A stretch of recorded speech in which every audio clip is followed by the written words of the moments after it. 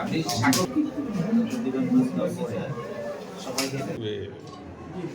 এইদিকে একবার জি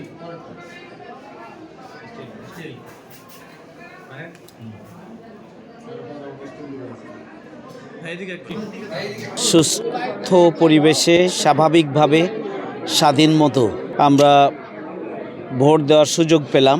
আমি আমার ব্যক্তিগত যে ভোট সেটি আমি দিয়ে এসেছি। এখন তো স্বাভাবিকভাবে কেবল শুরু হলো, পরিবেশ পরিস্থিতি স্বাভাবিক। একদম সকাল থেকেই স্বতঃস্ফূর্তভাবে এই সেন্টারে, আঙ্গারিয়াপাড়া সেন্টারে ভোটাররা পুরুষ এবং নারী লম্বা লাইন। আসলে যদি পরিস্থিতি স্বাভাবিক থাকে, আইন শৃঙ্খলা বাহিনী এবং নির্বাচনের সাথে সংশ্লিষ্ট যারা কর্মকর্তাবৃন্দ আছেন, আমাদের জেলা প্রশাসন সহ যদি একটা সুষ্ঠু নির্বাচনের জন্য আন্তরিকতা নিয়ে ভূমিকা পালন করেন, আমি আশাবাদী যে একটা উৎসাহ উদ্দীপনার মধ্য দিয়ে যে ভোট শুরু হয়েছে এটা ইনশাআল্লাহ সুন্দর মতো সম্পন্ন হবে।